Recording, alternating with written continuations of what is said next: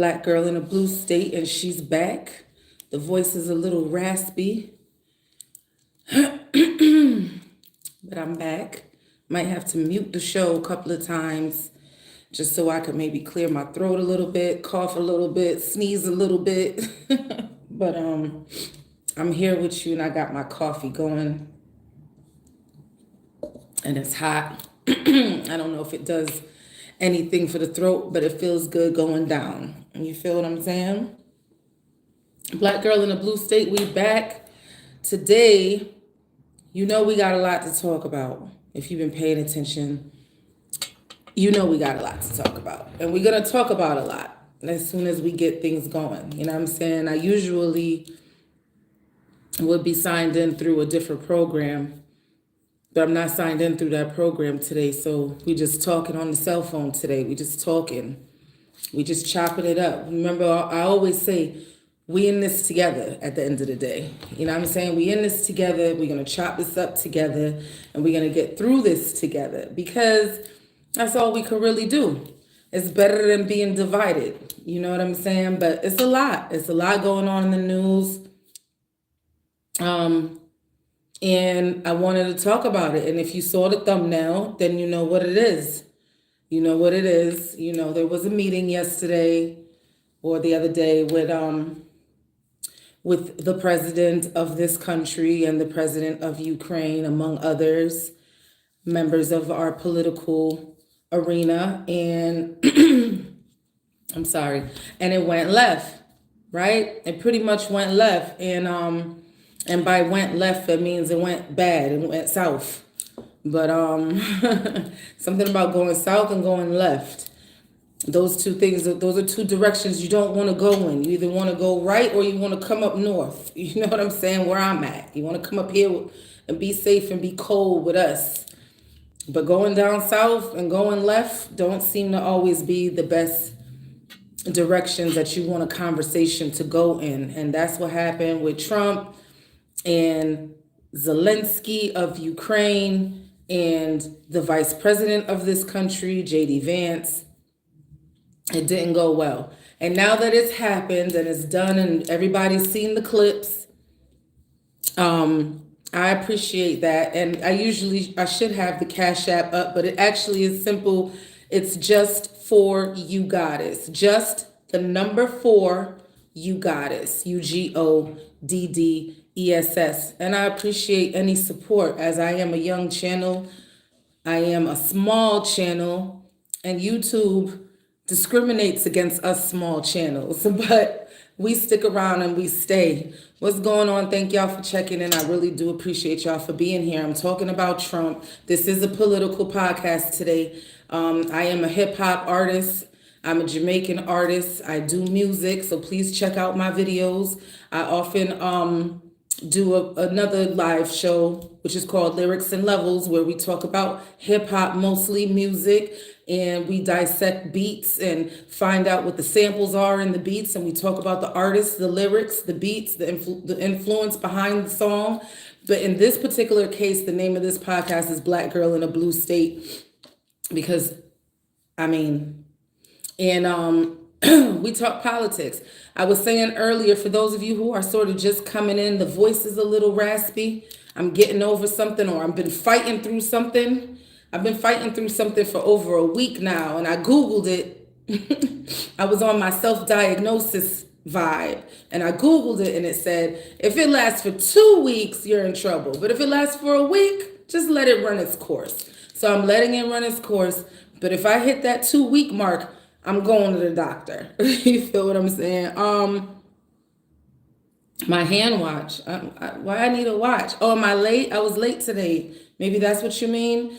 I had the show scheduled for 5 o'clock. It's 5 o'clock Eastern Standard Time. That's New York City time. My name is You Goddess. This is Black Girl in a Blue State.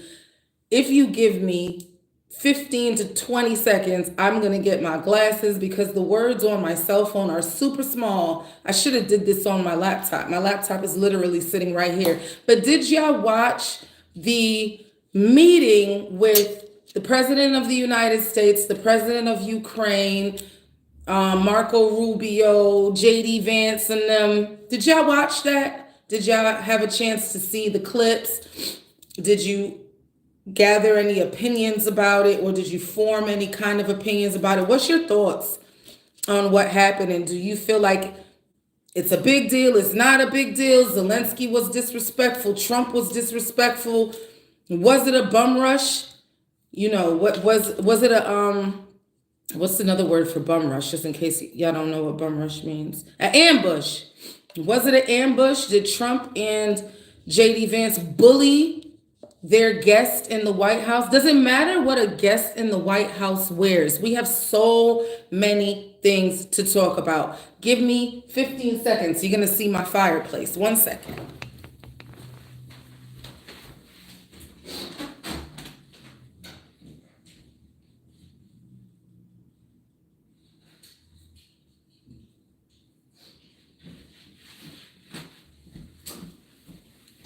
Because I want to be able to read. I want to be able to read y'all comments. You know what I'm saying? I want to be able to read y'all comments, and I don't want to be squinting, because they say squinting gives you wrinkles, and I'm not ready for that life yet. And I want to be able to say hi and shout people out and stuff like that. So I'm gonna scroll up a little bit. Hillbilly had asked me for my Cash App. I really did appreciate that, because I am a small channel. I'm not monetized, so you can't send super chats. So the only way you could really donate, you know, one of the ways that you could donate if you want to support my channel and you like the content, would be Cash App. That is true. And it's just for you, goddess. You know, $ just the number 4, you goddess. So thank you, Hillbilly. Thank you, Sonu. Thank you, Inappropriate Laughter. Thank you, Earl Sanders. Thank you, Clicks. Even if some of y'all are saying some smart, sarcastic shit, I still thank you for being here. Thank you, Lisa. You know, if a girl got those nails, she not doing anything. Oh, but I do so much. So that's where you're wrong. I do so much. I barely have time to even comment and reply to that bullshit that you just said. Thank you, Vagabond. Who else? Thank you. JVB Boy is in the building. Sanjeev, KCA, and yeah, Vagabond again. All right, so I shouted everybody out. Thank you. See, I needed the glasses. I really did. It's not like I'm trying to be cute and not wear them, but sometimes I need them and sometimes I don't. It just depends on how small. When them letters get really, really small, then yeah, I'm gonna need a little bit of help, because I'm farsighted. I'm nearsighted, not farsighted. So when I'm wearing my contact lenses to see far, it messes up my close vision, which is perfect. I have perfect vision for reading. I just have very bad vision for seeing far. So that explains why I gotta wear, so that I could see these teeny tiny little letters. And I want to be able to acknowledge y'all comments. If you get smart with me, if you get sarcastic with me, I will allow it to a certain degree. If it's leading to an intelligent conversation, if you want to talk about how long my nails are, or you want to talk about how I look or how I sound, certain things is just, doesn't need to be mentioned, and it doesn't help the flow of the podcast. So that's what my mods are for. That's what my mods are for. And you will learn that I have, a couple of mods in the building. And my mods are not going to really tolerate too much foolishness. But we're going to talk politics. I see a couple of y'all. Thank you, JVB Boy, for being here. I know my son, he's also a moderator, and he is in the building. So y'all just behave yourselves or find somebody else to watch. That's all. Shout out to Miami. Shout out to South Beach, one of my favorite places to be. That's probably the reason why I'm sick right now, because I keep going north to south, hot to cold, hot to cold. So I got a little bit of a raspiness. Let's talk about Trump. I'm sorry, y'all. I'm a little sick. Let's talk about Trump. Let's talk about Zelenskyy. Okay, what's going on? So the main thing, and if you know anything about me, if you've ever watched Black Girl in a Blue State, you know that I watch and listen to conservative talk radio, and you know that I watch and listen to conservative cable news. So this is not a girl that just consumes one type of media. I consume several types of media so that I can gather as much information as I possibly can and then form my own opinions. But opinions must be based on facts. Opinions can't just be opinions. It can't just be how I feel. How I feel means nothing if I want to have an intelligent conversation with somebody who actually knows the facts. That's right, JV. I just got back from there, and that's what. And then I have a nerve to wonder why I'm coughing, sneezing, sniffling. You know what I'm saying? On all kinds of Tylenol, cold and flu, sucking on Halls drops for the last week. You feel what I'm saying? So one of the things that I'm seeing in conservative spaces is everyone is saying, oh, you guys are only reacting to the last 10 minutes of that meeting. And that's why you're uninformed. You need to watch the whole meeting and then you'll see why. You'll see why. You gotta get what happened in its full context. You wasn't watching the whole thing. You just seen a snippet and you formed an opinion off of a snippet. And one of the first things I gotta say about that is that sounds so familiar to me. I don't know about y'all, but it sounds so familiar to me in the spaces that I'm in, because it sounds kind of like, you know, when let's just, we all adults, right? We could just talk candidly, right? We could just be open with one another, right? And if we don't like what each other are saying, we could find a way to be respectfully in disagreements with each other, right? So, you know, like whenever there's like a police involved shooting, you know what I'm saying? And the police shoot an unarmed black man who like literally had his hands up or literally was like trying to run away and they shot him in his back, or shoot a man while he's driving away, but not like driving towards them where they were in some sort of danger, and they just shoot him and kill him. And then the body cam comes out. And usually people who are in favor of the police or feel that the police didn't do anything wrong, one of their first things they always say is, we didn't see the whole thing. We don't know what led up to the shooting. We didn't see what happened before he got shot. So now we're just supposed to know, we're supposed to think in our minds that 3 minutes before the body cam video was engaged, something so dangerous and detrimental and hazardous happened that caused that officer to draw his weapon and shoot. But there's so many times that you see the body cam in its entirety, because now, you know, in 2025, the public, the media, civil rights organizations, lawyers, and all of that, nobody's playing that game anymore. You got to release the full tape. You can't just show the snippet no more. You got to release the body cam from like the minute the police officer got in his car, started the engine, and started his shift. We want to see all of that so that nothing gets left out, so that the police can't lie, the victims can't lie, the witnesses can't lie. Everybody got to tell this story as they remember it, as they see it. And then we have the body cam to back it up. Do you understand what I'm saying? You see where I'm going with this? And obviously this video is not about police brutality or excessiveness in police shootings, but this is just to say that I've heard this line before, heard it all before. You didn't see the whole tape. Don't form no opinions till you see the whole. So guess what you goddess did? You goddess watched the whole tape, because in all honesty, I had only seen that last 10 minutes.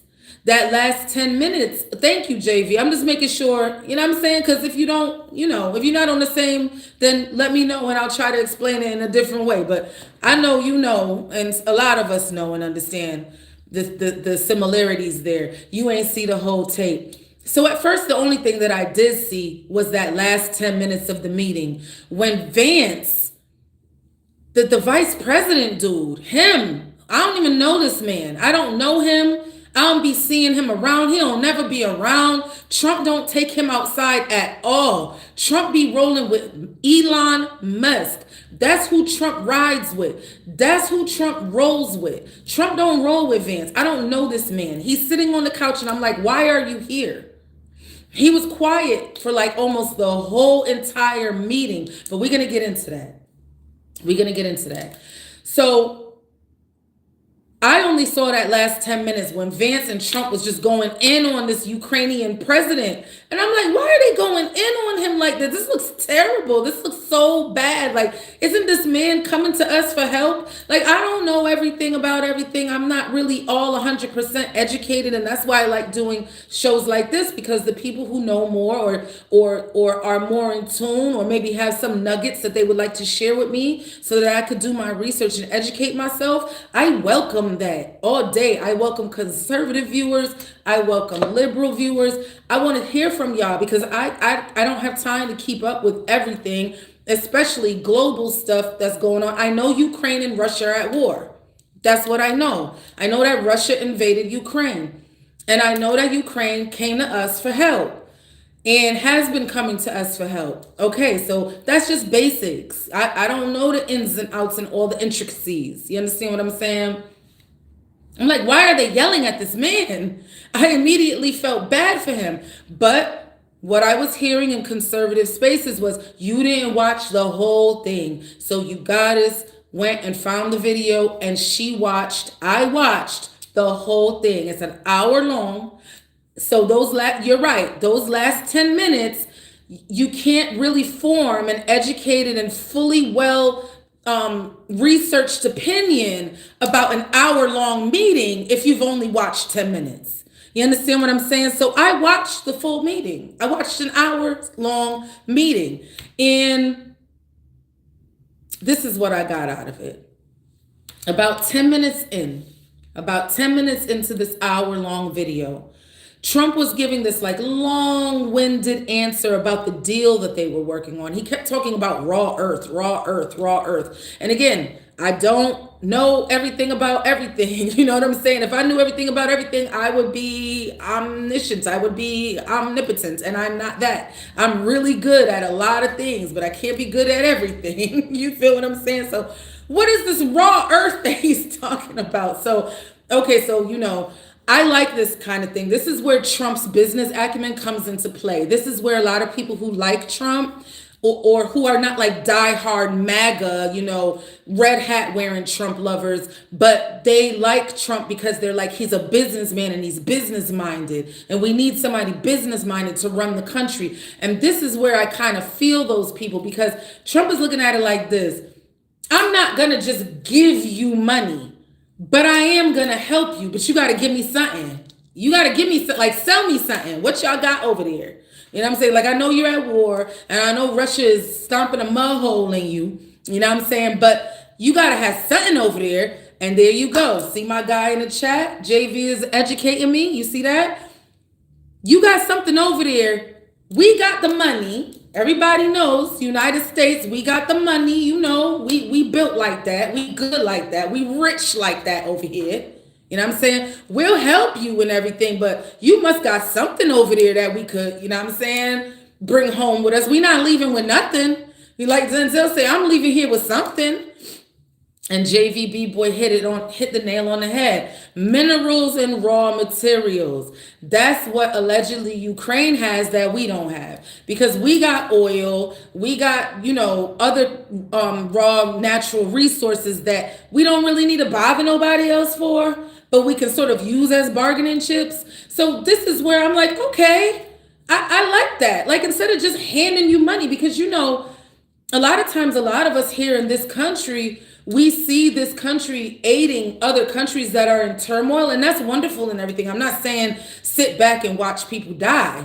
Of course, I'm not saying that. But what I'm saying is, a lot of times we see them help. We see our government helping other countries, like with quadrillions of dollars. I got to use that exaggerative terminology. Quadrillions of dollars being sent overseas in military aid and financial funding and all kinds, food, water, and supplies, which is wonderful. We don't want to see anybody die and suffer. But what about, this here, the USA, North America, United States? Like, why do we have so many problems here, but we have money for everybody else? It's kind of like, didn't Tupac say, like, we got money for wars, but can't feed the poor? How we got money for war, but we can't feed our own poor?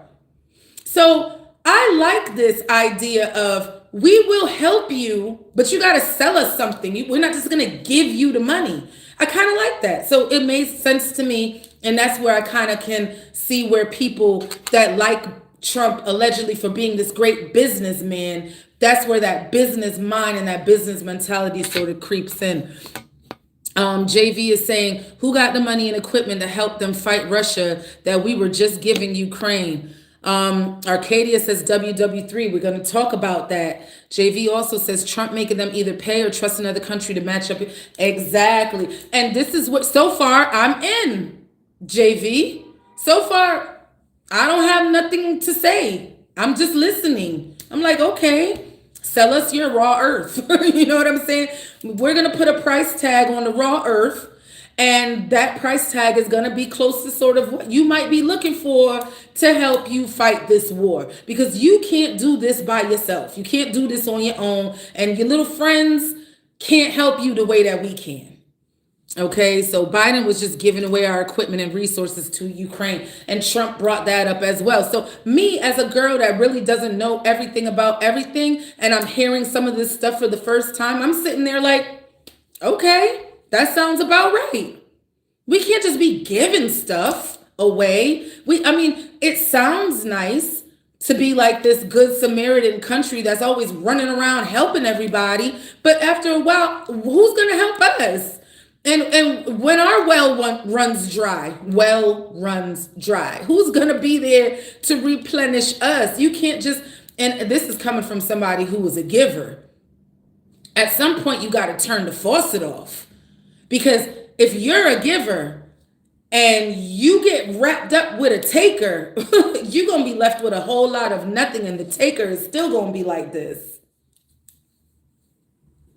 What up, though?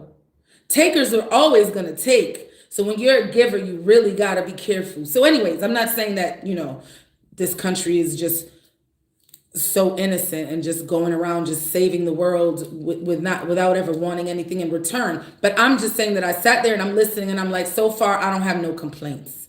So far, I'm good with this idea of this rare raw materials for sale. You know what I'm saying? Let's do it. So Trump is basically saying no one else has, he's answering a question from a reporter and he's like, you know how Trump is. Y'all know, we know how he is. No one helps like me. When you look up help in the dictionary, my face is there. People have helped before, but no one's ever helped like me. I'm the best helper. I'm the biggest helper. I'm the only helper. I'm the God divine helper. And while he's saying this, Zelensky's sitting there like, that's not true. That's not true. That's kind of not true. And so he said it. He was like, you have helped. He was like, but other people have helped too. And Trump was like, all right, yeah, other people have helped, but no one's helped like me though. You're not saying that they've helped like me, right? You're like, nobody's helped like me, right? And Zelensky's like, no, people have helped. It's not like how you saying it. Nah. I think the exact words was, no one's given as much as me. And Zelenskyy said they gave a lot. And Trump said, okay, well, they might have gave a lot, but they ain't give more than me. Because with Trump, it's just a competition. Who's the best? I'm the best. That's all he cares about at this point of this conversation. You understand what I'm saying? Meanwhile, we've been effed up in America. We got money for wars, but can't feed the poor. Didn't Kamala and Biden give hurricane victims just $235? Listen, so I did a show during that time because, that was during the election time when those hurricanes was hitting back to back. It wasn't just one hurricane, like hurricanes was hitting back to back. It was hurricane season. You feel what I'm saying? Tornadoes and all that good stuff that be happening in the South and the Midwest and all that good stuff. And yes, it came out that FEMA was telling the hurricane victims, come to this area or whatever, and we got a check for you. And the check, I believe, I did a show on this and I did my research on this, but so don't quote me on this number, but I believe it was about $650. Let's just call it $650. I believe it was about $650. And the Republicans were in an uproar. Why the Republicans were in an uproar? Because this was happening during Biden's presidency. So of course, it's always blue versus red. It's always, we can't never, ever, ever agree on anything, it's always got to be split down the middle, red versus blue. Even in a natural disaster situation where people have lost their homes, never mind materialistic things, but okay, they've lost their entire materialistic value, but some people also lost their lives. They lost their pets. You know what I'm saying? And we can't agree whether or not FEMA is down there doing what they're supposed to be doing. So the Democrats are like, oh, FEMA's doing a great job. And the Republicans are like, FEMA is not doing a great job, because it's always got to be red versus blue. It can't never just be, let's just come together as human beings. It can't never be that. And I hate that about politics so much. So much. Like it's either FEMA is doing what they're supposed to be doing or they're not. But why is it that all the Republicans think they're not and all the Democrats think they are? Both of y'all can't be right. So that just goes to show me, somebody like me that doesn't give a about being red or blue, you're just showing me that y'all only all about yourselves and how you think in your side. You're only about your side. You're not really about the actual issue at hand. You're just about red versus blue, and that's it. So FEMA's handing these families, let's say $300. I honestly don't remember the amount, but there was an amount. Everybody got that. That was allegedly just supposed to be starter money. Landlord from Alabama is in the building. What's going on? That was starter money to help them to buy milk, to buy diapers. So they didn't even really have to buy milk because they were getting food and all of that. But if you have a baby, you need diapers and wipes, you know what I'm saying? Or whatever you want to go spend the money on, you could go and you spend the money on that. But there was more help to come. That was just like an initial payout. And then there was a rumor going around that whatever they got that day when they pulled up and they got that initial payout, that it was just a loan from the government and they were going to have to pay it back within 6 months. That actually wasn't true. Like I looked it up and I seen that it was not true. And I'm not saying that I did a Google search and I just picked the first answer that popped up, or I got the AI answer and I'm standing 10 toes down on an AI search result. Absolutely not. Like I went on government websites. So if I can't trust a government website, then I don't know where else I'm supposed to get my information from. Because I'm not going to sit here and just get my information from YouTube. And I'm not going to get my information from CNN or Fox News. I get it from a culmination of all of those things. You understand what I'm saying? But if I can't go on the Department of Homeland Security website and get real, raw, hard data from that website and trust it, then I don't know where else I'm supposed to go to get my information. I don't know where else I'm supposed to go. So Trump is saying, we gave the most. And Zelenskyy said, nah, no, you didn't. Other people was given too. Relax, chill out. You helped, but you ain't give me everything. You know what I'm saying? So Zelenskyy just said to him basically, yeah, you gave, but other people gave too. So that might have been the first little itch. That might have been the first little itch that Trump probably felt like scratching. But so far, we still all right. So far, we're still okay. Like Trump wasn't bugging out. Nobody wasn't yelling. It wasn't no argument. It was just Zelenskyy just corrected him a little bit and told him to relax. You feel what I'm saying? Don't sit here and act like other people haven't given, because other people have.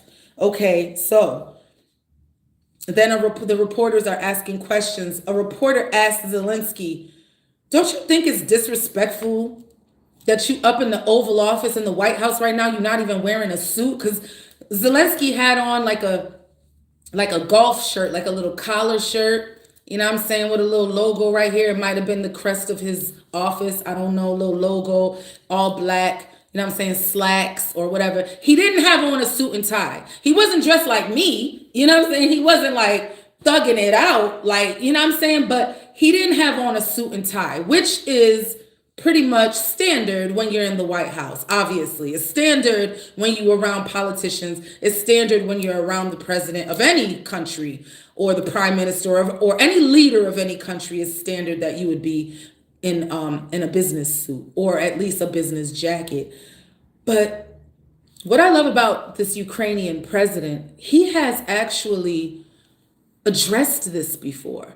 Ever since they've gone to war, he pretty much walks around looking like that all the time. And his mentality and his reasoning behind it is, my country is at war.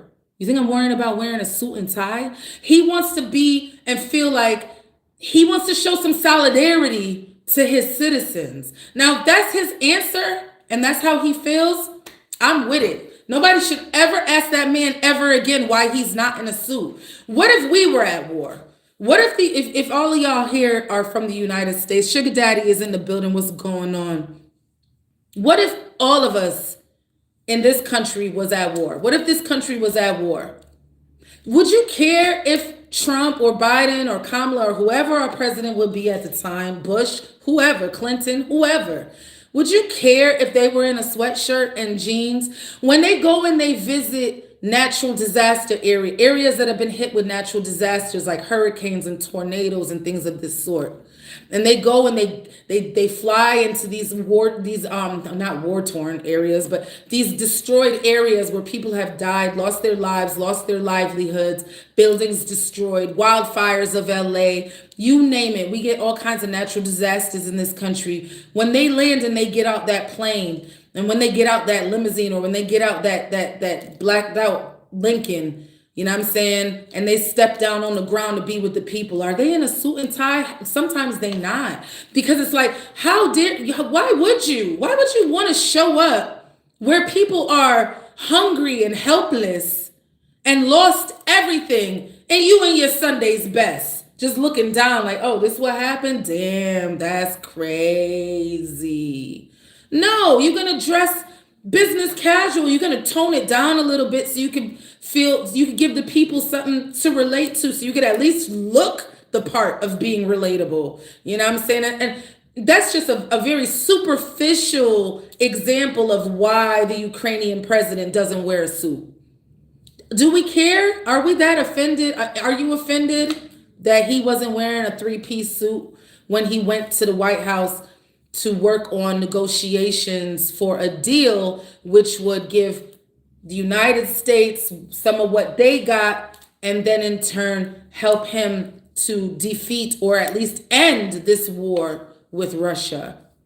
I personally did not mind at all. He was still dressed nicely. He just wasn't in a suit and tie. Somebody in here acting up? I appreciate you, JV. Hey, SD, the next time you come up in here, you'll have a wrench by your name. You heard? I just can't do it right now. But I could, but I'm on a roll right now. So that's what happened about 3 minutes into the meeting. About 10 minutes after that, Zelenskyy said that Putin is notorious for breaking his word. And he's broken his word 25 times since 2014. He just keeps lying, okay? And you wonder why him and Trump get along so well. He just keeps lying. So Zelenskyy's like, I can't trust him when he says he's going to do certain things, because since 2014, all this man do is lie. He said that he wasn't going to invade us, and he did. He said that he was going to do the ceasefire. He agreed to the ceasefire, and he still was firing. How are you going to sign off on a ceasefire and you still firing? How are you going to say you're going to stop and you keep going? So he's like, I don't trust this man, and I don't trust his word, and that's why I'm here. I need y'all. I need your help, President Trump, to make this man stop, yo, because I want to stop. You feel what I'm saying? And Zelenskyy basically said he's not going to accept any more ceasefire agreements, because the last time he did a ceasefire, Putin didn't honor it. He honored it, but Putin didn't. You understand what I'm saying? So Trump then interrupts him and says, well, he ain't never break his word when I was president. And Zelenskyy said, yeah, notice I said 2014. You weren't president in 2014, my friend. You wasn't, I'm not talking about you. I'm just saying that since 2014, he has been lying and not keeping his word. So now you see again, Trump is starting to get a little bit itchy. See, this is for all the people that said you didn't watch the whole video. You got to watch the whole video to understand why it ended the way it did. And so this is what I did. I watched the whole interview. Let me see what the chat is saying. I was looking at the chat before I got here and hiding all the disrespectful people. Yeah, there was some people saying some weird shit. It's something about when you first turn on the live, it's like the weirdos just they be on it immediately, ASAP. Landlord says, I feel them on both sides. If anybody comes to the White House, I think you're expected to wear a suit. Dress like that in your country. If we got an interview for a good, prestigious job, you're wearing a suit. Yes, an interview for a job, you probably would not dress the way President Zelenskyy was dressed, but President Zelenskyy is the president of a war-torn country. So he is saying that when his people are watching him on TV from their war-torn houses and their war-torn neighborhoods, he wants them to see him representing them on this world stage, and he don't want to. He's not thinking about being in no suit. He said, matter of fact, his almost exact words. These are not his exact words, but his almost exact words was, "When this war is over, then I'll put a costume on for you." Because that, at the end of the day, a three-piece suit, it really is just that. It's clothing, but it's sort of a costume because you're dressing up to look formal, and you're dressing up in formal wear. It's just another form of a costume at the end of the day. Yes, when you're in the White House under normal circumstances, you probably would be wearing a suit. Absolutely. Absolutely. His people are here in America living in luxury. Oh shit. Who, the Ukrainians? Talk to me. So 24 minutes into this hour-long meeting, there's a little bit of tension, but everybody is holding it. Everybody's holding it in. Everybody's holding it down. They still talking. Yes, they still talking, kind and polite to each other. They not jumping all over each other. The Ukrainian president has interrupted Trump not interrupted him like dead stop in the middle of a sentence, but when Trump said something that he didn't necessarily agree with, he would stop him and say, "No, that's not exactly right." And you know Trump don't like that. And so you can see he's getting a little itchy, but it's still a okay conversation. It's still going okay. You know what I'm saying? And it's kind of smooth, but if you're watching body language, you can see Trump getting a little shifty. Because this is the thing, the reporters would ask a question, right? And Trump would answer the question. And Trump is so used to, when he's in a room surrounded by reporters, he's used to being the only one to be asked the question and to answer the question. In this case, he would do this big, long-winded answer and then be like, "Next, you in the back." And then Zelenskyy would be like, "Hold on, I want to answer that question too." And I don't think Trump liked that because he's sort of not used to that. He's sort of not used to it. But the reporters were saying, "This question is for both of y'all," or "This question is for Zelenskyy and Trump," or "Trump, I'm going to ask you this, and the second part of my question is for Zelenskyy." So when Trump would answer the question, he was getting ready to ask the next reporter to ask their question, and Zelenskyy would be like, "But I didn't answer that question yet. I want to answer too." So again, things are still going okay. We are at the 24-minute mark, and things are still going okay. But Trump is getting a little itchy because Zelenskyy is a little, I wouldn't say he's fully aggressive, but he's not about to just sit there and not talk.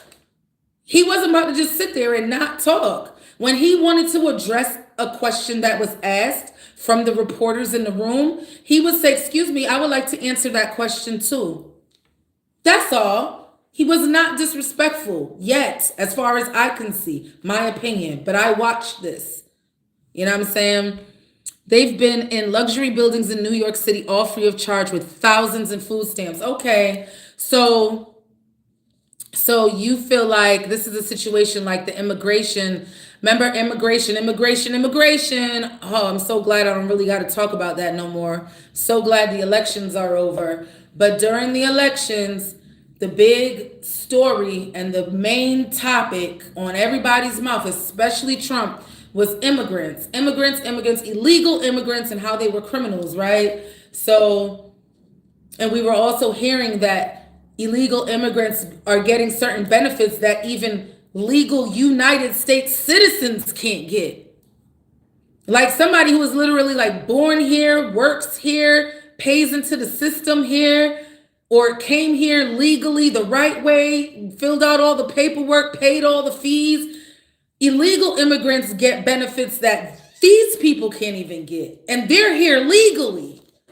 So I think that's kind of like the same kind of vibe that you on, JVB boy. But we do have to understand that this is the government at work. Who do you blame for that? Are you going to blame President Zelenskyy that here in the United States we have programs and funding put in place for immigrants that cross over and come here and plead asylum or file for certain governmental issued protections that are awarded to them by law?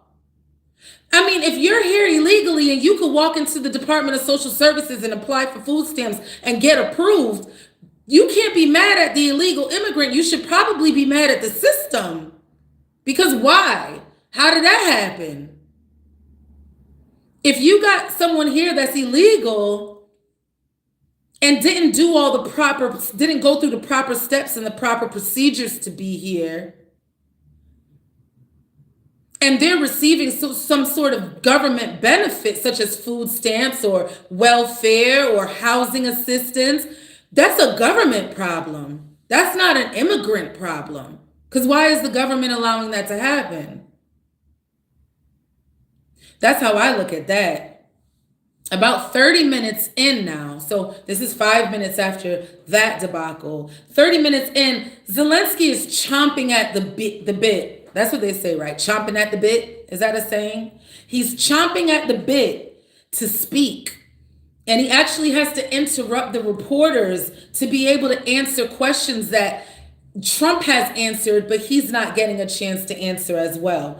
So Trump said something about there being a big, beautiful, you know how he talks, big, beautiful ocean. It's a big, beautiful ocean between us and Russia or whatever.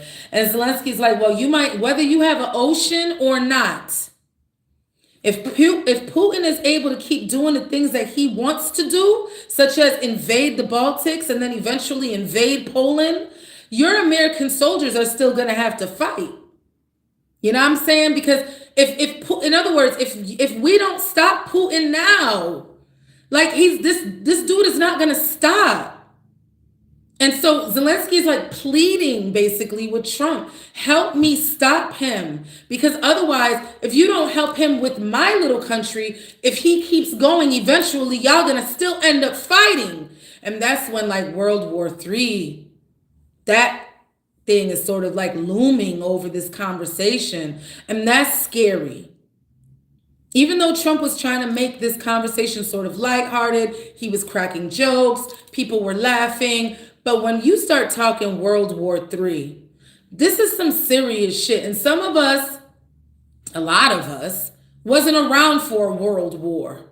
We don't know what that was like. And the wars that we have lived through was in Iraq and Afghanistan and them type of places. We don't know what that's like. Unless you maybe live in a military family where you had family members that were deployed to go to Iraq and Desert Storm and all these places. We don't really know what that's like in this sort of lifetime, especially not World War I and II.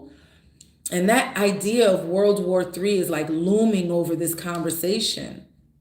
And it's very scary to think about. Landlord says it should be equal across the board. They shouldn't get access to more than people who are born here. Exactly. That's a government thing. That's your government doing that though. You know what I'm saying? Immigrants receiving luxury housing, which taxpayers pay for, and $10,000 in monthly food stamps, which taxpayers pay for. I blame every single politician who allows that. Absolutely. I was there. My name is Benjamin. Guess my last name. Button?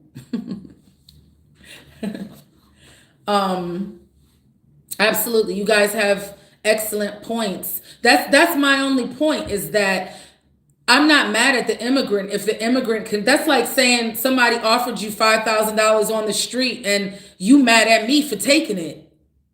Why is you mad at me for taking it? Somebody offered it to me and I said yes. So, where was I? 33 minutes into the conference. So we're at the halfway point now. So there's been a little bit of tension, but it's not nothing too crazy. Just a little bit of tension. But I mean, these are world leaders. World leaders always have tension when they talk to each other. They don't really tend to like each other all like that. They not besties. You know what I'm saying? They probably have some mutual interests at heart for their respective countries, but they not BFFs. You know what I'm saying? So it's okay. So far, we okay. We at the 33-minute mark. Zelenskyy interrupts and corrects Trump again. And this time I found it to be a little bit confrontational. The other times he sat there, he waited while Trump talked and talked and talked and bloviate and be hyperbolic and exaggerate. He let him do it, and then he would say, excuse me, can I say something? Like, very, docile. Can I say something? But this time I will admit, at the 33-minute mark, this interruption by Zelenskyy was a little confrontational, in my opinion, from what I could see. And it happened when Trump was saying that Ukraine was like completely destroyed and there were no buildings left. And Zelenskyy didn't like that. And he stopped him in his tracks. He didn't even let him finish talking.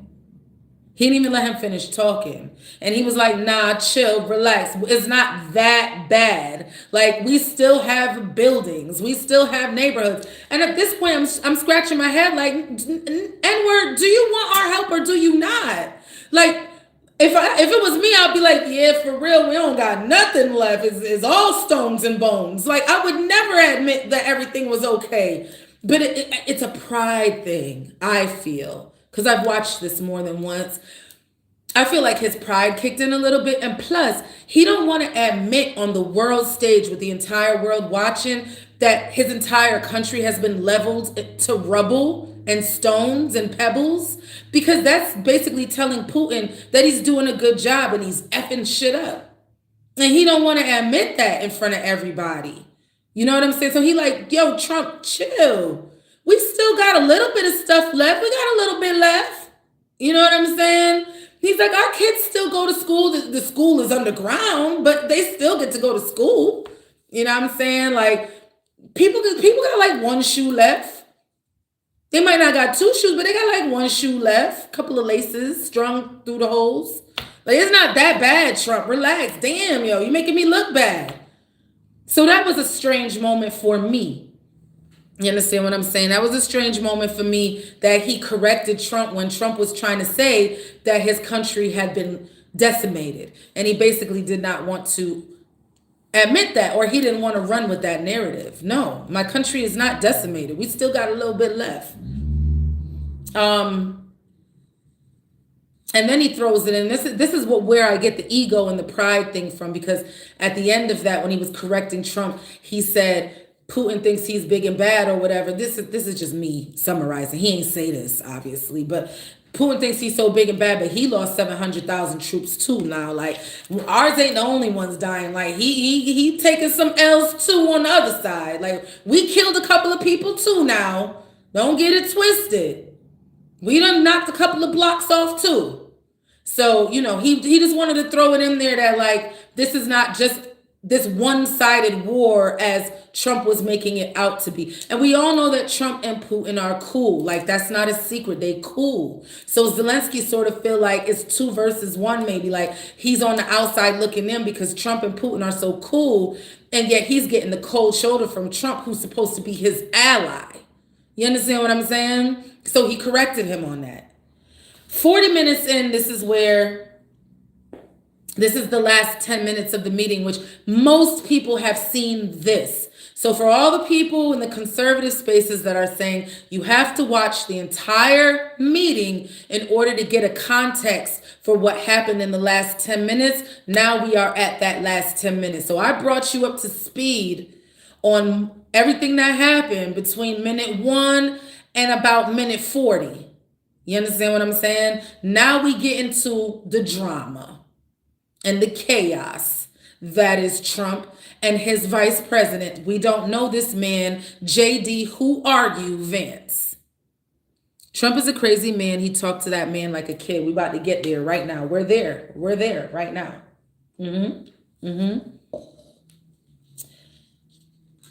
No question was posed to JD, who the hell is this man, Vance? Nobody asked that man nothing, not a thing. But Trump had just finished answering the last question and was getting ready to move on. And Vance was, in my opinion, starting to see his chance to say something dwindle away. Like, damn, I've been sitting here this whole time and I didn't get a chance to say shit. Like, do anybody even know I'm here? So he had to get involved in the conversation somehow, some way. This is minute 40. And the meeting is about to wrap up and he ain't get to say nothing.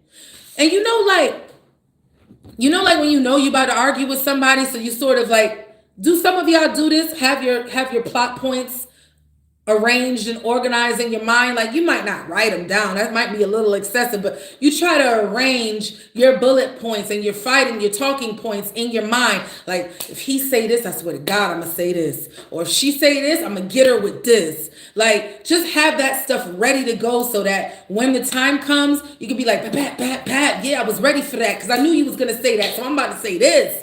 I feel like that's what JD, who the hell are you, Vance, was doing while he was sitting on the couch. Like, he was just waiting for a moment to pounce. Because Trump ain't never pounced on that man until the vice president, I forgot his name, did it first. Trump was getting a little aggravated and agitated, but he ain't never snapped at Zelenskyy. He was holding it. He really was. For the first 40 minutes of that conversation, even when Zelenskyy interrupted him, even when Zelenskyy corrected him, which Trump didn't like, he still was sitting there and holding it down as a professional person in front of the cameras. This is what he does. This is where Trump comes from. They don't call him Hollywood for nothing. This is what he does. He loves a good camera and some lights in his face.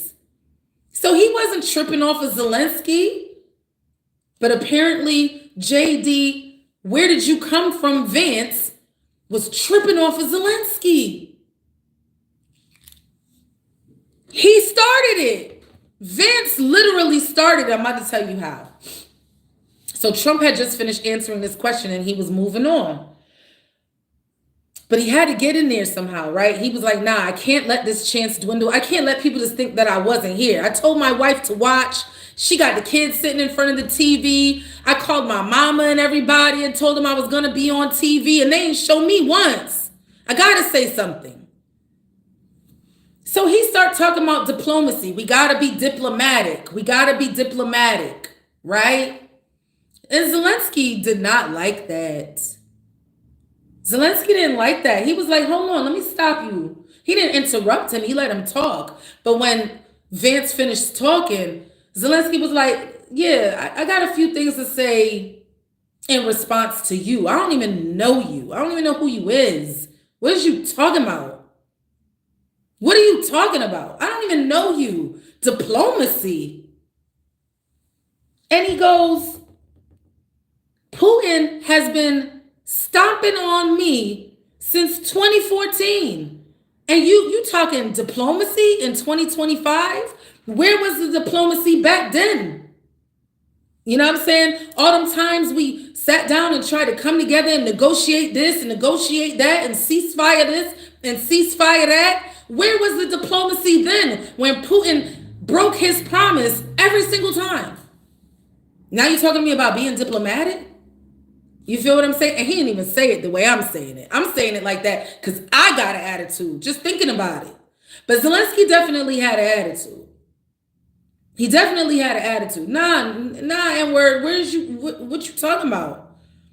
And Vance was like this, yes, it's my time to shine, baby. It's my time to shine.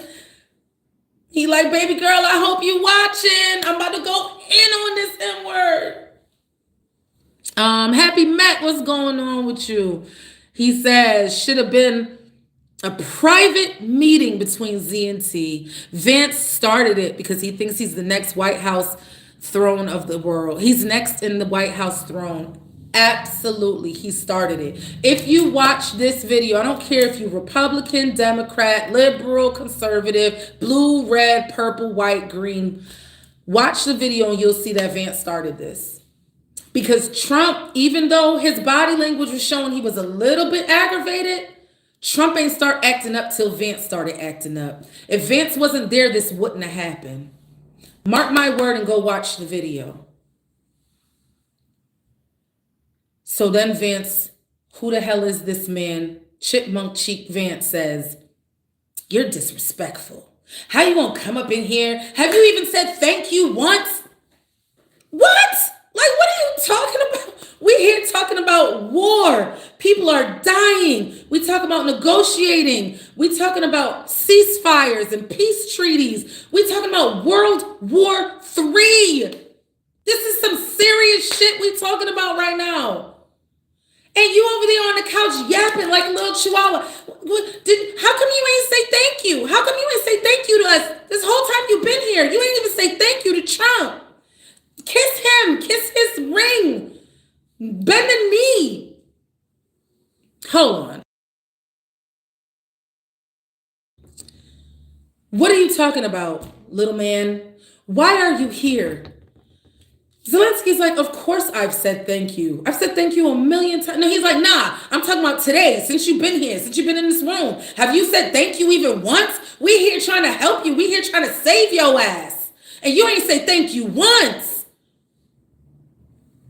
I feel like, and I've watched this twice, in order to prepare for this podcast, whatever, live stream, whatever you want to call it. I've watched this twice. That's 2 hours of my life that I dedicated to watching this meeting.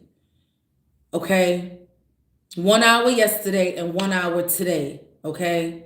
And I saw the same thing happen twice.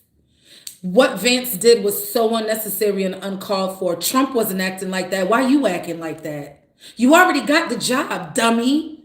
Why you acting like that? I could see if this was still during the election season, if this was still during campaign season and you trying to prove your loyalty to Trump, but you already got the job. Why is you acting like this?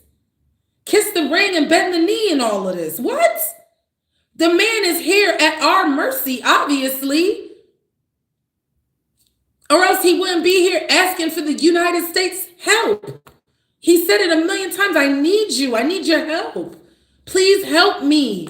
Help me stop this man. He's destroying lives. He hates us so much that all he wants to do is wipe us off the face of the earth. And after he does us, he's going to move on to other countries. He said it. Like, we got to stop him. That's where that World War III conversation comes up. And Vance is talking about you haven't said thank you? Who cares? And he did say thank you. And he was, from what I could see, appreciative. But he was pushing buttons. Don't get me wrong. He pushed buttons, but Trump wasn't acting like that. So why are you acting like that? So while he's saying all of that, you came in here, you attacking us in front of all these good people and all these cameras. You attacking us, you being disrespectful. You ain't never say thank you. Zelenskyy looked at him and said, let me ask you something. Have you ever even been to my country, N-word? Have you ever stepped foot in Ukraine? MF, you ever stepped foot in Ukraine? You talking all this? Have you ever been to my country? And the man whose name I will not say was like, nah, I never been there, but I seen it on TV. Oh, shit. What's in the comments? But Happy Mac, I agree with you wholeheartedly that this should have been a private conversation. Sugar Daddy says, blame the media when their presence wasn't their idea. How you gonna say you talk? He's gonna say, how you gonna try and negotiate and talk like this to us in front of all these people? N-word, who asked the media to come in the room? See, and what we're seeing in conservative spaces, is people are saying transparency, transparency. We love this transparency. No other president would have ever let us see the inside workings, the inner workings of these private conversations between world leaders. Yeah, because maybe we're not supposed to see these conversations, like my sister said when me and my sister was texting about this whole thing. Maybe we're not supposed to see these conversations. We don't gotta see everything. We don't gotta know everything. Sometimes it's not for us. You know, like when you banish the kids from the living room after the birthday party is over and it's getting a little late and all the grown folks want to talk. Grown folks is talking. Now y'all gotta leave the room. Grown folks is talking. Nope, y'all go in the back and go play. Don't come back in here. MFs is about to start rolling up. They taking out the liquor bottles and all of that. The birthday party been over since 5 o'clock. All the kids got to get out this part of the house, wherever this is all going on. Y'all go in the back room or y'all go outside somewhere, right? We don't have to see everything. Transparency. Yeah, we want our president to be transparent, but that don't mean we need to see the inner workings of these type of negotiations where world wars are on the line. That's not for us to see, I don't think. But I guess the flip side of that is that we get to see it, so now nobody can lie. See, that's the only thing, because they lie so much. And I said they, meaning all of them. I'm not talking about one or the other or anybody else in between. I'm talking about all of them. Anybody with an R or a D or an I at the end of their name that's on Capitol Hill is a liar to me anyway. So it's probably best that the cameras are rolling so that nobody can't be like, yo, Zelenskyy was talking hella crazy in the meeting. We don't know if he was talking crazy in the meeting, but now we can see and make our own judgment call. I don't know how he feels about black folks. I think he's in an interracial marriage, not with a black woman, but maybe like a Asian woman or a Latina woman. Not really sure. Not that means, you could marry who you want to marry and still, not like a certain group of people. So that doesn't mean anything, but I'm just throwing it out there. But I have no idea. I don't know this man, JVB boy. I don't know him. He don't be outside with the rest of us. He don't be outside. When Trump comes outside with Elon Musk. You'll never see him with this boy.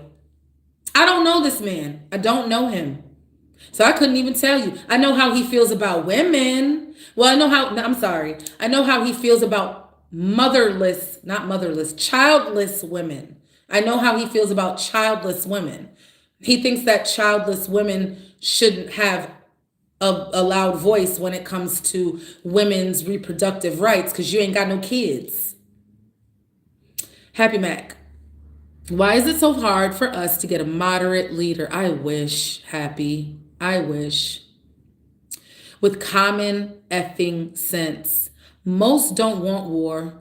Most don't want illegals pouring in, taking the much needed housing and resources for our own. It's common effing sense, Happy Mac. But we can't get that in this country because you either gotta be Republican or Democrat. You can't be like, damn, I'm a Republican, but what they got going on over there actually don't sound too terrible. Or vice versa. I'm a Democrat, but what they got going on over there, it actually don't sound too terrible. We might want to bring some of that, what they got going on over here. And then flip it. We might want to bring some of what they got going on over there, over here. They say sometimes they cross the aisle, but they only be crossing the aisle on things because they have no other choice. They can't let people die. So they got to cross the aisle. They got to work across the aisle on certain topics and subjects. But other than that, the Republicans stay over here, I guess to the right, because they're right wings. The Republicans stay over here, the Democrats stay over there. It's so stupid. And it's crazy because if you go to Fox News, I'm just going to say Fox News because that's one of the biggest conservative medias, in the world. Go to them and go to their YouTube channel or go on their website. Read the comments. Read the conservative comments. Then go to, what's a loose leaf media? CNN. Go to CNN, YouTube, and website. Read the left-leaning comments. They couldn't be more different from each other. It's like night and day. It's like you had a group of 100 people, right? And 50 of them watched Meeting with Zelenskyy A, and 50 of them watched Meeting with Zelenskyy B. You wouldn't think that they watched the same meeting because they talk and they react based on how they feel their party should respond, instead of just reacting based on how it really was. Because I don't got no skin in this game, or that's what they say, right? Skin in the game. I don't have no skin in the game. Like, what do I care? Nobody in Washington is ever going to hear my voice. Not today, anyway. Maybe in the future, but not today. I watched that meeting twice. I'm calling it as I see it. I'm not saying like, oh, I better say that Trump and Vance were ambushing Zelenskyy and say poor Zelenskyy because I'm a Democrat or I'm a Republican, so I'm going to say that Zelenskyy was disrespectful and he should have been wearing a suit. Like, why can't you just say how you feel? Forget about your political loyalties for a second. I'm going to get to how this thing all, because it's been an hour. I'm going to wrap this up. So that's when Zelenskyy said, have you ever been to my country, bruh? You talking all of that. I ain't never see you in Ukraine. You ain't never been with me outside in these streets. What is you talking about? Mind you, Trump is sitting there quiet. Go watch it. Trump was quiet. He was just, you can see him. He's just taking it all in. You could literally see him soaking it in and trying to decide how he's going to sort of react to what's going on between this man who we don't know and President Zelenskyy. But he had been slightly uncomfortable earlier with Zelenskyy correcting him and interrupting him. But until now, he hadn't gotten upset. And he hadn't gotten riled up. He was just being Trump the whole time, giving himself credit for, ruling the world and giving himself credit for curing cancer and putting on a show, basically. He wasn't mad. He wasn't riled up. He wasn't acting up yet. Vance was the first one to raise his voice. Yeah. Vance was the first one to raise his voice. With all of that, how come you didn't say thank you? Sorry, dropped the phone. All of that, why you ain't say thank you? You're so disrespectful.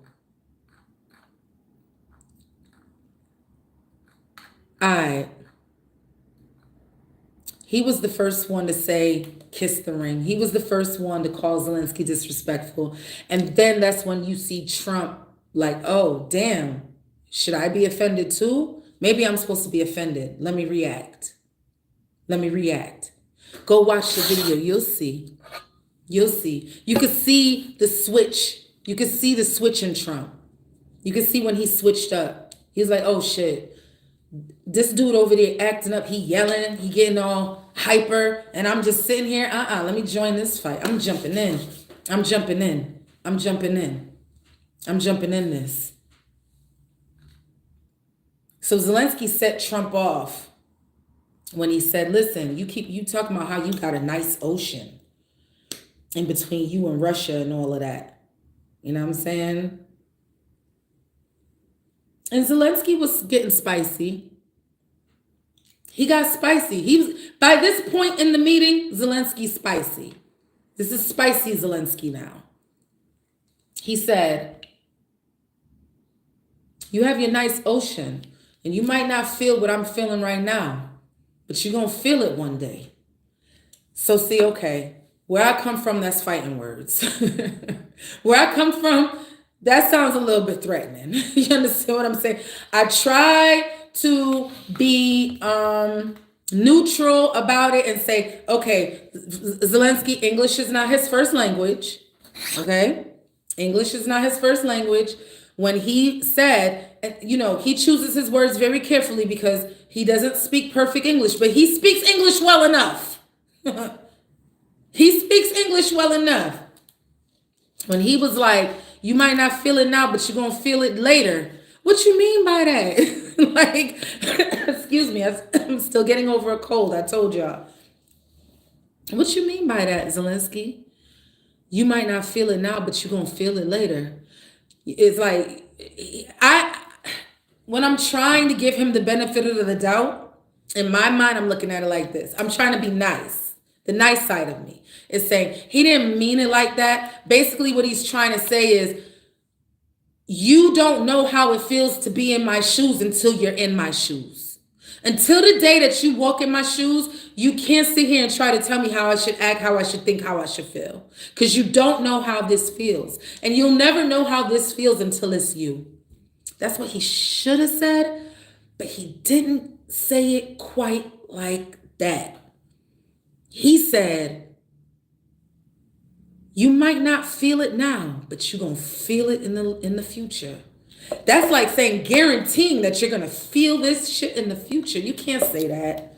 You can't say, I don't think that's what he meant, but it doesn't matter. That's what you said. You got to be careful because English is not your first language. What you just said was fighting words. That didn't sound nice. And then that's when Trump got off. You can't tell me how I'm going to feel. You can't tell us, don't tell me how I'm going to feel. You can't tell us how we going to feel. What you mean? What you mean? What you mean we going to feel it in the future? You don't know what we going to feel. We here trying to help your little raggedy, war-torn, broken down, busted up country. What you mean we going to feel it? We ain't never going to feel that. You ever see anybody make us feel like that? Like, come on now, this is Trump. He wasn't taking that lightly, and this is when Trump got fired up. But I honestly do believe that Vance fired Trump up. He fired him up because Trump wasn't acting like that before that.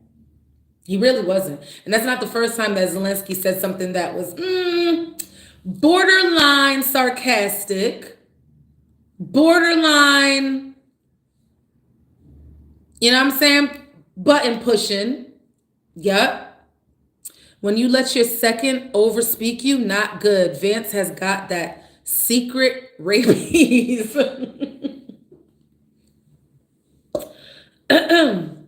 If Putin overtakes Ukraine, he's not going to stop there. Zelensky said that. Zelensky said that. He said he's not going to stop with me. He already got his eye on the Baltics. And he got his eye on Poland too. So this is what I was saying. Now we in World War III territory when you're talking like this. In World War III. Because these other nations are going to have to start, you're going to have to pick a side, pick a side. You have to pick a side. Who you aligning yourself with. Because you can't just let this man stomp through all these countries and just do whatever he wants and kill hundreds and thousands of people. We can't. No country is going to sit back and allow that to happen.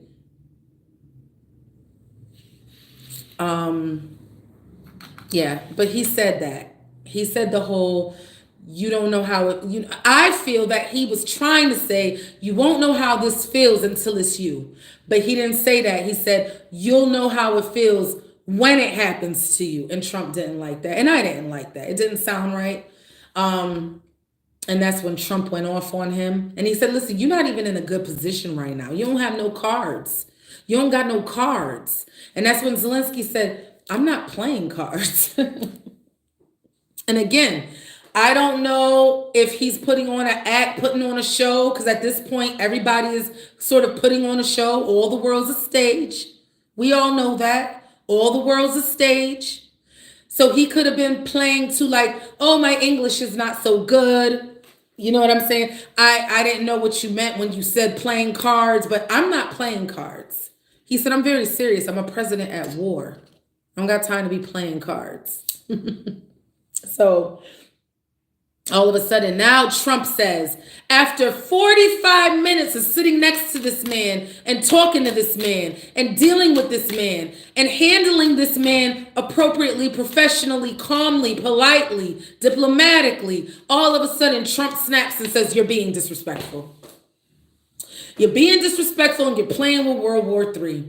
And then then him and the man who I can't even remember, I don't even know him. The dude on the couch, they just jumped him. Pat, pat, pat, pat, pat, pat, pat, pat, pat, pat. And Zelenskyy is like, whoa. You know what I'm like? Wait a minute. Hold on. I mean, he was holding his own, but he was getting jumped. It's obvious to me that there were negative vibes and animosity from the beginning. But again, if all world leaders were BFFs and everybody got along, that would be a beautiful thing. But that's just not the case. There's a lot of times when presidents have to go meet with other presidents and they don't like each other. And that's okay. Long as we're not shooting at each other, dropping bombs on each other, killing each other, raping each other, we don't got to like each other. It's okay. You're the president of that land. I'm the president of this land. We have to come together on the world stage every now and then, once or twice a year, and shake hands and smile for the cameras. And then we go back to our respective countries. But there was some animosity. There was a little bit of tension there from the beginning. Wasn't nothing too crazy. But Vance on the couch saying, say thank you, say thank you. You haven't said thank you. And then Trump just started repeating what he was saying. You got to be thankful. You don't have the cards. You're in a bad position. You need to be more thankful. I can't help you if you're not going to be thankful. Zelensky's point, in my opinion, was that he did a ceasefire before. And Putin, Russia, broke their word. Trump was saying, well, I wasn't the president when that happened. It's not going to happen with me. If I get y'all to sit down, come to the table and sit down and sign some shit, y'all both going to stick to it. And it's almost like Trump is saying, like, I can speak for Putin because me and Putin get down like that. And y'all know we get down like that. He didn't get down with Biden like that. He didn't get down with Obama like that. Who was president before Obama? Oh, Trump. Who was president before Trump? I forgot.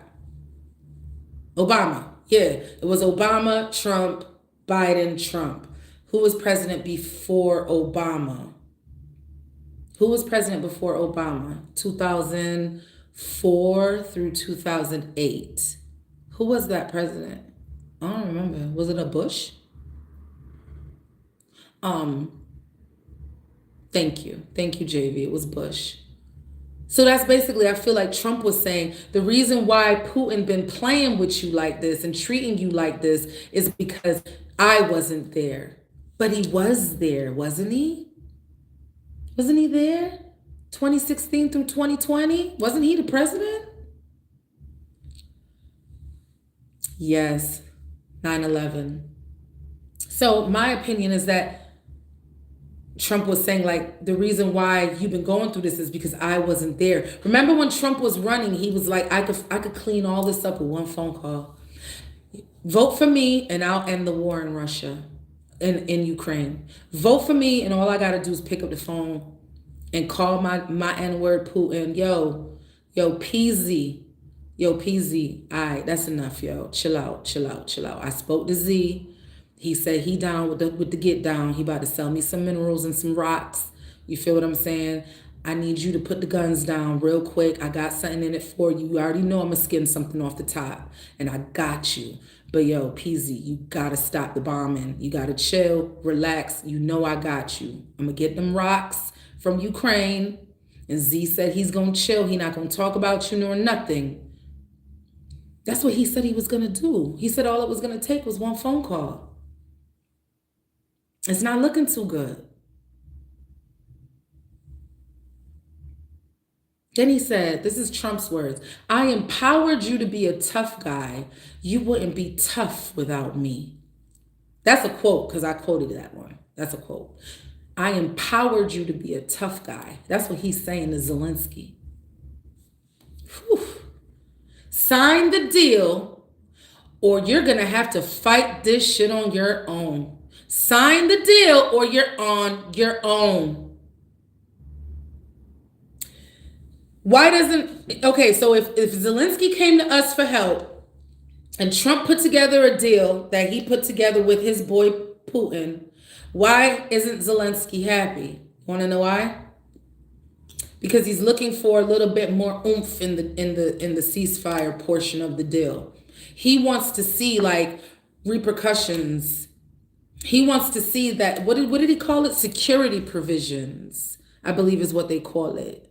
Like, you got to give me some more, you got to show me that you're really, really gonna do something if this man don't stick to his word this time. I've been down this road already. We did this already with another president and he didn't stick to his word. So by you saying to me, sign right here and all will be well, I'm not buying that. That's what Zelensky's saying. I don't trust it. Let me go to the comments.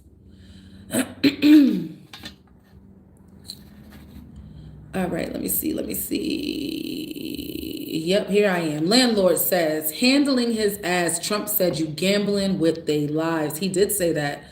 Happy says, in alienating Canada. Yeah, look, where does Canada fall in all of this? Now the U.S. got armed. It's in my sweatshirt. Got armed. There we go. 10th Mountain Division with tanks and all sorts of at the Texas border because Mexico isn't doing their job taking out the cartels. What the hell? Happy also says, we don't need to step in more hornets' nests. And that's why at the very beginning of this stream, I was saying I didn't realize that this meeting had a lot to do with a bartering sort of. We'll take care of you, but it's got to be something you got over there that we need, because we got a lot over here. You already know we stacked over here. But there's a few little things that the United States don't really have. What's over there that you got that you have? And then we'll give you the protection that you're looking for. And I didn't mind that. That's sensical to me. That's bartering. That's what business is about. And Trump is a businessman. So all of that makes sense to me and doesn't bother me at all. Putin doesn't care, but Trump thinks he's that guy. JV says the Twin Towers. Yes. When I was trying to think of who was the president. It's hard to think back before Obama. Like pre-Obama, that's almost 20 years ago. No, he was president in 2008. So yeah, that was 17 years ago. It's hard to remember 17 years ago. It went by kind of slow, maybe because of COVID. But Obama did serve 2 terms. So that's 8 whole years of Obama. That's a long time to have a president. 8 years of Obama, and then 4 years of this dude, and then 4 years of Biden, which felt like it took forever, but I think that's because of COVID. And then now 4 more years of Trump. That's a lot of years. Very disrespectful landlord from Alabama. And JV says, nah, wasn't too disrespectful, not in his opinion. But he said basically he's telling him that he not tough. That is what he was telling him. He said, I made you a tough guy. Without me, you ain't shit. This sounds like if I close my eyes, I might think that like Goodfellas was playing in the background. Like, wait, what part of Goodfellas was this? I don't remember this part. Is that Casino playing in the background? Somebody turned on Godfather? Happy Mac says, Bush sucked with those bailouts. Oh yeah, government got no business in private business. And that's a conservative view, right? That's a Republican viewpoint almost. And I'm not saying that only Republicans feel that way. I'm just saying that that's like a Republican talking point, right? Is to get rid of big government. Republicans mostly, conservative minded people mostly want small government. So that was strange for that to be carried out by a Republican president. JV says he wants our equipment, resources, and security, and we get nothing but thank you. Well, according to your vice president, we didn't even get that, JVB boy. But we supposed to be getting the raw earth. Remember, we getting the raw earth. We get the raw earth, they get the security and the provisions and the resources. You feel me? Cisco says, JD Vance is the type of dude to count his nuggets before leaving the drive-thru. I don't know what that means, but you're exactly right. I agree with you 1,000%. He is that type of dude. You could tell.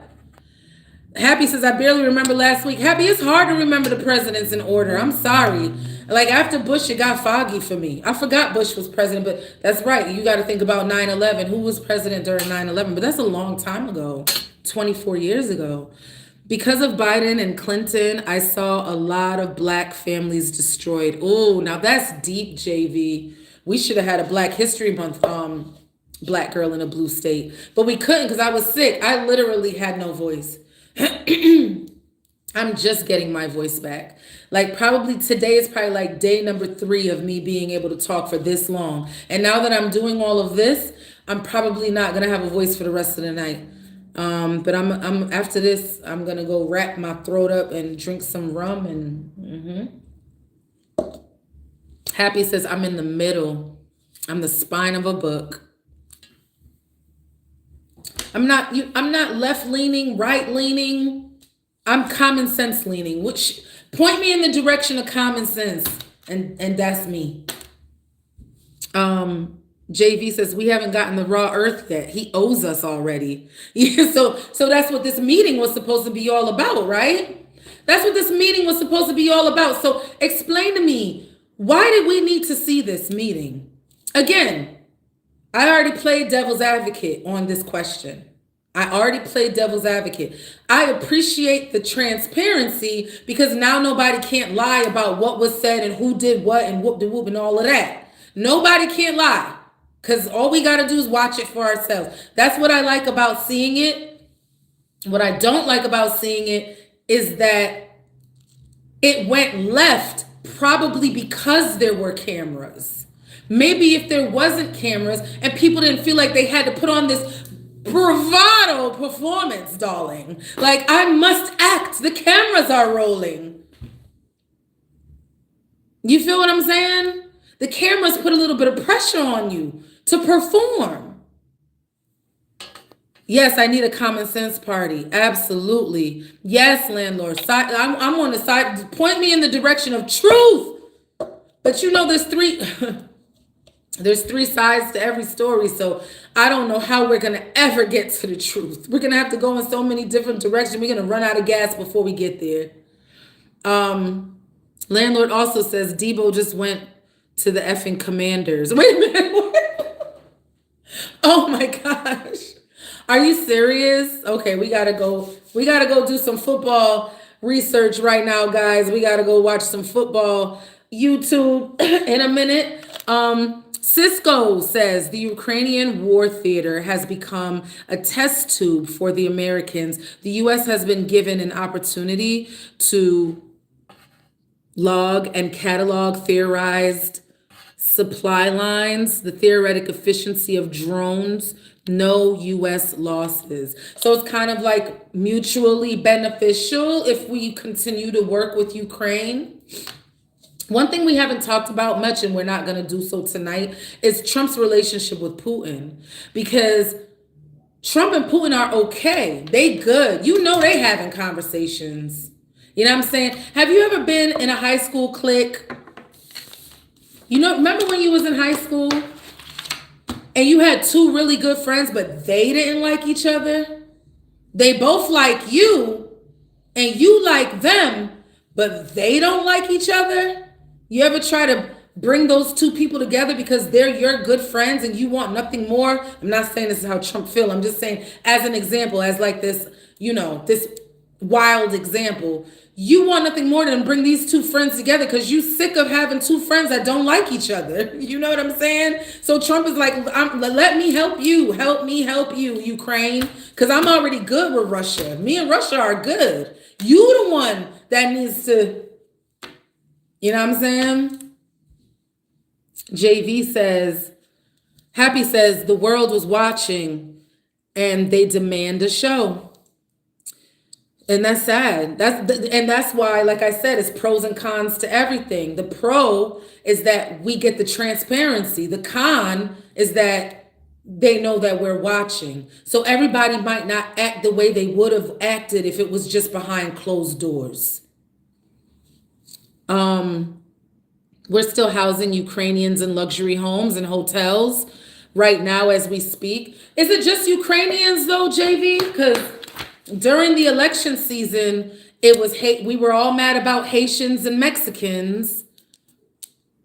Again, when it comes to immigrants in this country, if they're being afforded certain benefits and being afforded certain luxuries that the taxpayers are paying for, that's a government problem. Not an immigrant problem, because the government is the one that's allowing it to happen. Cisco says, yes, it's beneficial because now you know how fast am I saying that right? How fast variables react against a superpower. Trump's allegiance to Putin set aside. Yeah, and I agree with that, and I don't see anything wrong with that. Like everybody should get a little something. If I'm gonna be the middleman, like Trump is claiming that he's just being a mediator. He's just being a mediator and a negotiator. He needs to get a little something for getting involved. But long has been the argument that the United States gets involved in the world's problems all over the world when sometimes it's not beneficial. Like sometimes we gotta kind of sit stuff out. My voice is starting to crack, so I really do need to, you know what I'm saying? I've been talking for too long. But I love the openness. I love the conversation. I love the talking points.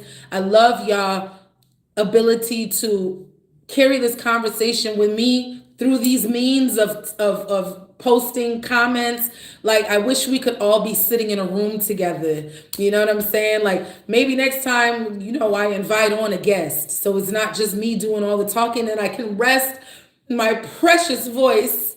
JV says, this is the last comment I'm going to read. Ukrainian and Jewish immigrants are being housed in luxury housing. Other illegal immigrants are being housed, but it's just cheaper. Sips tea. Well, actually, it's coffee, but sips coffee. Tell them, JV, this is the government. These are the people who some of us voted into office.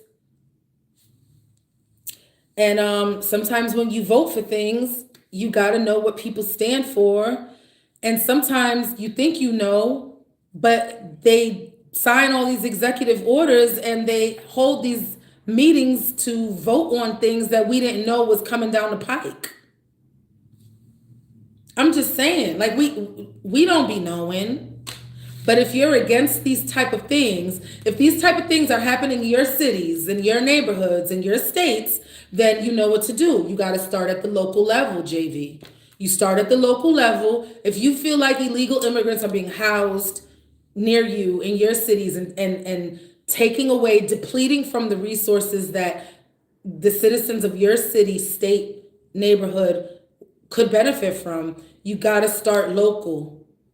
And you got to start petitioning your local politicians and ask them what TAF and let them speak for themselves. Good luck, because they tend to not answer the phone. I really do appreciate. I'm gonna read Happy Mac and then I'm gonna stop because I really am starting to lose my voice. I really am. I'm mad at New York Governor flying thousands of illegals from around the globe, thousands for each, free housing, food and medical. Our own people are out freezing in the streets. Exactly. Yes, we talked about that, and again, they got money for war but can't feed the poor. You feel what I'm saying? And if we have money to be doing these things, that's why this negotiating this bartering negotiation that allegedly Trump and Zelenskyy were doing makes sense if the United States is going to get something out of it and Ukraine then gets something out of it. But I think the picture is so much bigger because we want to avoid a world war, don't we? We want to avoid a world war. Like, this is some serious stuff. This is some serious stuff. So for this, if the United States has to get involved and spend some money, I say, hell yeah, get involved and spend some money if it means stopping the next world war. But I love y'all for being here with me. I love y'all for sticking and staying with me. If you're not already subscribed, please do so. If you haven't hit the like before you leave, please do so. Only because, you know what I'm saying, I'm just a small little channel. I'm just a black girl in a blue state. But I love doing this. I don't care if I get thousands of views or only 5 views. It doesn't matter to me because this is what I do this for, this interaction. And I really do appreciate y'all sticking and staying with me for the whole hour and a half. Peace and love. My name is You Goddess. Mwah. Y'all be good. Y'all have a good rest of y'all weekend. I'ma holla at y'all.